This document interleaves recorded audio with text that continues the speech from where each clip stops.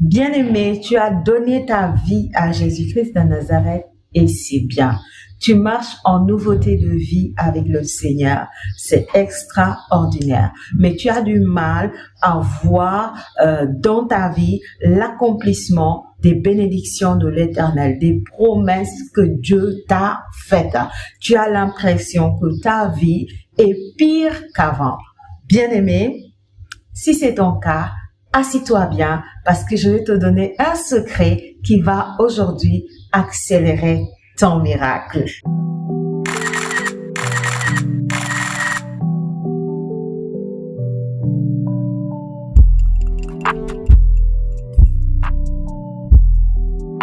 Shalom à toi, moi c'est Marie-Paul Pierre, servante de l'Éternel, coach de vie, entrepreneur, présente sur les réseaux comme tu peux le constater. Alors sur YouTube, je te parle d'accomplissement, je te parle de réaliser ta vie de rêve, je te parle d'entrer dans le plan de l'Éternel pour ta vie, je te parle de manifester pleinement ton identité d'enfant de Dieu et de voir toutes les promesses de l'Éternel être manifeste, s'accomplir, se réaliser tout simplement dans ta vie. Bien-aimé, si c'est une thématique qui t'intéresse, alors n'hésite surtout pas à t'abonner, activer la cloche pour recevoir régulièrement nos contenus. On sort au moins une capsule par semaine. Tu seras assurément béni par ces contenus, par ces vidéos, car assurément le Saint-Esprit va te parler. Parce qu'il est avec nous,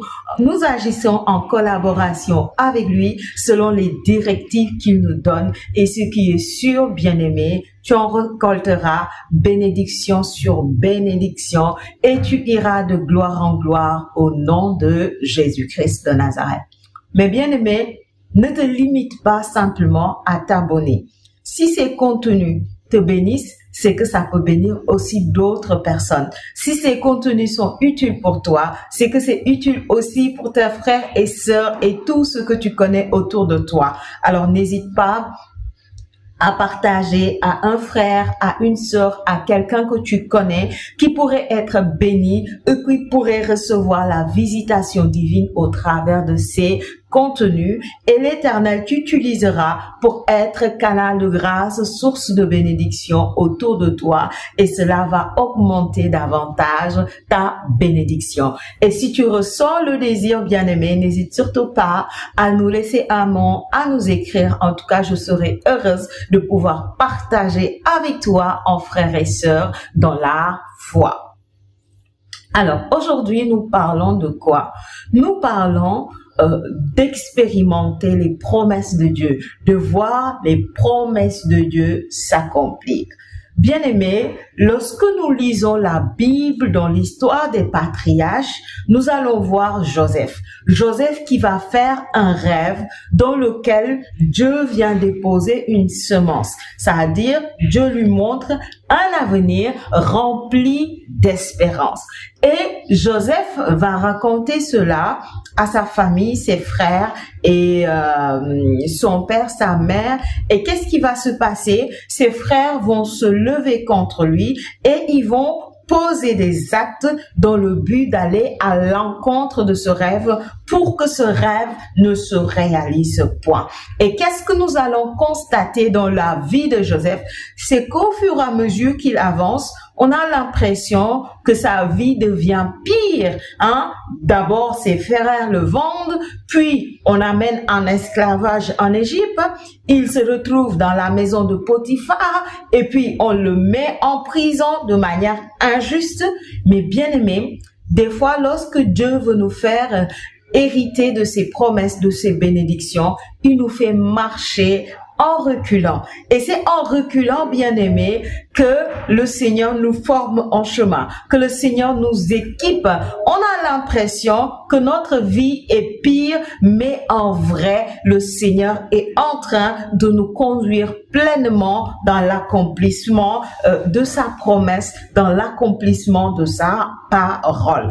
Parce que, bien-aimés, n'oubliez pas que le Seigneur dit dans sa parole que ses pensées sont éloignées de nos pensées, que ses voies sont éloignées de nos voies. toi. Dieu t'a promis quelque chose, mais il t'a pas forcément dit comment cela allait se réaliser. Il ne t'a pas expliqué le chemin, le parcours, le process, comment ça allait se faire. Il dit tout simplement de lui faire confiance. C'est pourquoi la Bible dit que sans la foi, nul ne peut plaire à Dieu, nul ne peut être agréable à Dieu. Bien-aimé, si tu veux marcher avec le Seigneur, il te faut forcément lui faire confiance. Il te faut forcément avoir la foi, c'est-à-dire la ferme assurance que ce que Dieu a dit, il le fera, il l'accomplira, même si tout semble contraire, même si les circonstances semblent contraires, même si les choses ne semblent pas aboutir, même si lorsqu'on s'arrête à la réalité et à ce que l'on voit de nos propres yeux, qu'on a l'impression que ce que Dieu a dit c'est impossible et que jamais tout cela ne va pouvoir se réaliser. Mais bien aimé, rien n'est impossible à celui qui croit, nous dit la parole. Si Jésus-Christ a ressuscité Lazare des morts, si Jésus-Christ est monté dans les cieux sans prendre un avion, si Jésus-Christ a multiplié du pain et des poissons, si Jésus-Christ est ressuscité le 3e jour, bien aimé, c'est qu'il est capable de tout et que rien ne lui est impossible. Donc, si tu crois en ce que Jésus a accompli, tu devrais croire qu'il est le Dieu de l'impossible et que ta situation n'est pas difficile pour lui. En un instant, il peut transformer ou changer toute la situation, mais il a besoin de t'équiper. Il a besoin de te former. Mais bien aimé, aujourd'hui, je suis venue te donner une clé qui va permettre d'accélérer le miracle. Une clé qui va permettre d'accélérer la bénédiction et de te faire entrer très rapidement, dans la bénédiction. Cette clé, bien-aimée, c'est la bouche. Ce sont nos déclarations. Alors, je vais te lire Josué 1 au verset 8. La parole nous dit que ce livre de la loi ne s'éloigne point de ta bouche. Médite-le jour et nuit pour agir fidèlement selon tout ce qui est écrit. Car c'est alors que tu auras du succès dans tes entreprises. C'est alors que tu réussiras. Bien-aimé, ce qui attire mon attention ici, c'est le mot bouche. C'est la bouche. Parce que lorsqu'on te dit de méditer le livre, ce qui médite normalement, c'est ta pensée. C'est au niveau de tes pensées que tu vas méditer, que tu vas réfléchir. Mais il dit que ce livre de la loi ne s'éloigne point de ta bouche. Ça dit, bien aimé, prends la parole et déclare la parole jour et nuit. Alors, beaucoup de gens n'expérimentent pas la bénédiction parce que leur bouche est fermée. Ils ne déclarent pas. Pire encore, il y en a qui déclarent des malédictions. C'est-à-dire, quand une personne se met régulièrement à déclarer « je n'ai pas l'argent » ou « je n'ai pas ceci » ou « je n'ai pas ceci » ou à raconter la réalité de sa vie. Bien aimé, tu n'as pas à déclarer les réalités de ta vie. Tu n'as pas à déclarer tes problèmes. C'est les rendre importants et c'est les faire perdurer. Alors, mets-toi à déclarer la parole sur la base de ta foi.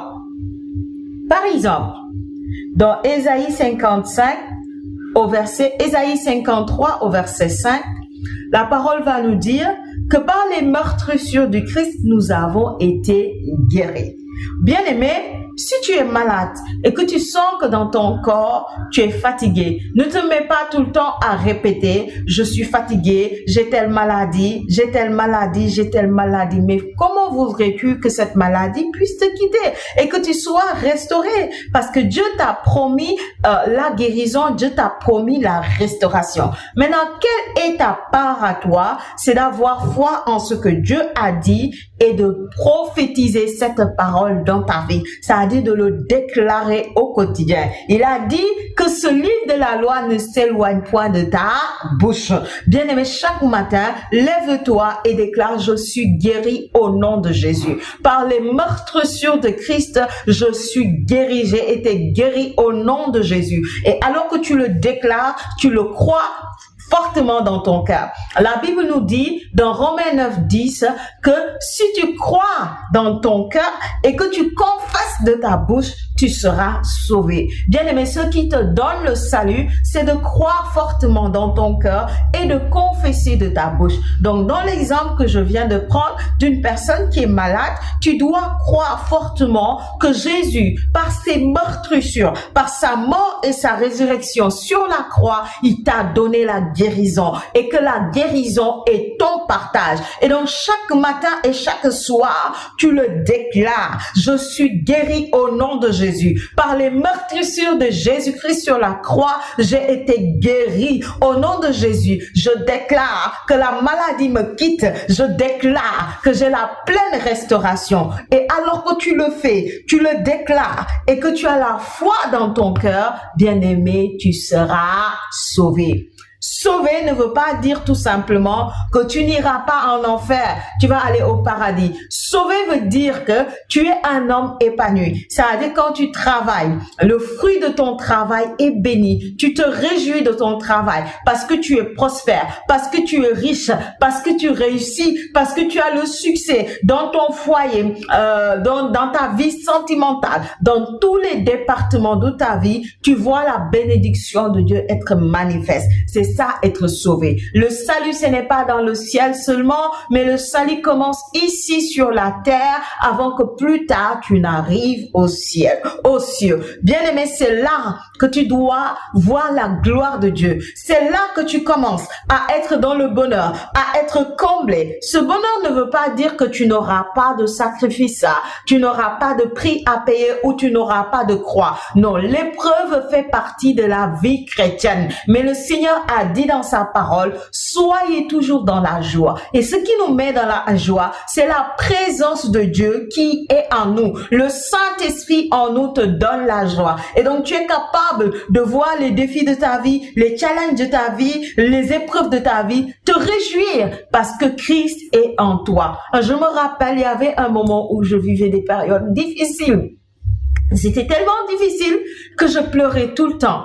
Mais je me rappelais de la situation, je pleurais, et puis ça fait même pas genre 5 secondes, automatiquement je me retrouve à danser, à chanter. Et puis à un moment j'ai dû m'arrêter pour me dire: mais Antoinette, toi, est-ce que tu es normal? Ça a dit, tu passes de la joie à la tristesse d'un coup. Et puis je sentais en moi, c'est-à-dire la joie, la tristesse qui vient ne demeure pas en moi. Pourquoi? Parce qu'il y avait en moi une joie qui était supérieure. J'avais comme l'impression que j'avais une joie qui était au plus profond de mon esprit et qui m'animait, et que ça fait que même si les circonstances me rappellent ce que je suis en train de vivre, mes épreuves, c'est comme si la tristesse n'entre pas au plus profond de moi. Genre, je prends quelques secondes comme pour sentir tout le mal que j'ai de subir, ce que j'ai à subir, mais ça ne dure même pas 5 secondes, ça ne dure même pas 1 minute, et automatiquement je me retrouve à louer Dieu, je me retrouve à célébrer Dieu, je me retrouve à danser. Il m'arrivait des moments où j'étais à genoux et je disais: Seigneur, je n'en peux plus, je t'en supplie, viens à mon secours. Mais aussitôt j'ai prié, aussitôt je me retrouve à louer. Des fois je me lève même pour sortir et je commence à danser. Je danse comme ça, et puis on me dit: toi, est-ce que ça va? Est-ce que ça va dans ta tête? Tu n'es pas normal. Et je disais tout simplement: j'ai tout juste la joie. Et je ne comprenais même pas, mais pourquoi? D'où me vient cette joie? D'un coup, je suis là, je me rappelle de ma situation, mais en même temps, j'ai la joie qui prend le dessus. Et voilà, je me suis dit que c'est l'œuvre du Seigneur. Parce que quand le Seigneur est dans notre vie, bien-aimé, notre joie ne dépend pas des circonstances. Peu importe les nouvelles que l'on entend, peu importe ce qui frappe à notre porte, la joie du Seigneur prend toujours le dessus. La joie du Seigneur nous conduit toujours. Et donc, c'est l'œuvre que fait le Seigneur dans notre vie. Hein? Tu peux vivre des épreuves, tu peux vivre des temps difficiles. Il y a un temps pour toutes choses, nous dit la parole. Donc, tu peux par moment vivre des situations difficiles, mais la grâce du Seigneur est sur toi, la faveur de Dieu est en toi, le Saint-Esprit est en toi. Donc, il te donne la joie et la paix, de sorte à ce que la joie et la paix qui viennent de l'Esprit prennent le dessus. Et ça fait que aucune situation ne te terrasse, aucune situation ne te brise, ne te rabaisse. Tu arrives toujours à te relever et à continuer le chemin. Les gens vont te voir être en train de souffrir, ne pas cacher tes épreuves et pourtant être en train de progresser, être en train de sourire, de ne pas être aigri, de ne pas être amer ou quoi que ce soit parce que Dieu est présent dans ta vie. Et bien aimé, si ces moments, tu apprends à louer le Seigneur, tu apprends à bénir le Seigneur malgré tout et à déclarer ses promesses dans la foi, bien aimé, c'est que non seulement tu vas voir la victoire, mais assurément tu vas la voir avec gloire et puissance, tu vas la voir avec force au point où toi-même tu seras étonné. Pourquoi? Parce que souvent c'est ce que Dieu fait, hein? Quand il produit des miracles, souvent il a une manière de nous surprendre, souvent il a une manière de nous étonner et ça te comble de joie et ça te comble de bonheur. Alors si j'ai un conseil à te donner, bien-aimé, c'est qu'aujourd'hui, choisis de garder la parole dans ta bouche, jour et nuit, comme le verset nous l'a dit. La Bible nous dit aussi que l'homme se nourrira du fruit de ses lèvres. C'est-à-dire tout ce que tu déclares sur ta vie, bien aimé, ça s'accomplit. Ça s'accomplit. Généralement, c'est parce que ça prend du temps à s'accomplir que les gens ne réalisent pas souvent que tout ce qui se passe autour de nous, ce sont les fruits de nos déclarations. Une personne qui se met à dire des choses du genre « je n'ai pas d'argent, je n'ai pas d'argent, je n'ai pas d'argent », mais ne sois pas surpris qu'au fur et à mesure que tu n'aies pas d'argent, que ta situation ne s'améliore pas. Mais une personne qui constate qu'il n'a pas d'argent, mais qui dans sa bouche garde les promesses de la parole et par la foi prophétise au nom de Jésus, je suis riche. Au moins au nom de Jésus, je sors de la pauvreté. Au nom de Jésus, j'ai l'abondance financière. Bien aimé, cette personne assurément va expérimenter cela parce que Dieu est vrai. Et Dieu dit dans sa parole qu'aucune de ces paroles qui a été envoyée en mission dans nos vies ne retourne à lui sans accomplir ce pourquoi elle a été envoyée. Juste pour dire, bien aimé, que Dieu est fidèle et Dieu est sans ombre de variation. Ce qu'il dit, il l'accomplit. Ce que sa bouche déclare, sa main l'accomplit, sa main le réalise. Il dit ce qu'il fait et fait ce qu'il dit. Il n'est pas un homme pour mentir, ni un fils d'homme pour se repentir. À toi de lui faire confiance, à toi de s'ouvrir à lui, à toi d'obéir à la parole et particulièrement à cette parole de Josué 1:8 qui dit que ce livre de la loi ne s'éloigne point de ta bouche. Bien-aimé, vas-y, fais confiance à Dieu, prends la parole et déclare-le sur ta vie et tu verras que tu expérimenteras certainement le miraculeux que tu attends de la part de Dieu. Vraiment, c'était les mots que j'avais pour toi aujourd'hui. Comme d'habitude, toujours dans la joie de pouvoir servir le Seigneur, toujours dans la joie de pouvoir parler au nom du Seigneur et aussi dans la joie de pouvoir encourager un frère, une sœur, de proposer de la valeur et de donner des paroles qui motivent. J'espère, bien aimé, si tu es resté jusqu'à la fin, que tu as passé un bon moment avec moi et que tu as senti la main du Seigneur te toucher, la grâce de Dieu te visiter. Bien aimé, je te dis, voilà, une bonne soirée. Ça dépend de l'heure à laquelle tu m'écoutes. Une bonne journée à toi. Que la grâce du Seigneur soit avec toi. Que la grâce du Seigneur t'accompagne. Que la grâce du Seigneur te guide et que la faveur de l'Éternel, la présence de Dieu demeure avec toi au nom de Jésus. Que tu expérimentes sentes la bénédiction jusqu'à ce que tu te retrouves à louer le Seigneur, à le glorifier, à le servir de plus en plus et que son nom soit glorifié dans ta vie, que tu sois comme une vitrine qui laisse apparaître le Seigneur Jésus-Christ de Nazareth. Amen. On se dit à la prochaine fois pour une autre capsule. Jésus te bénisse au nom de Jésus. Amen.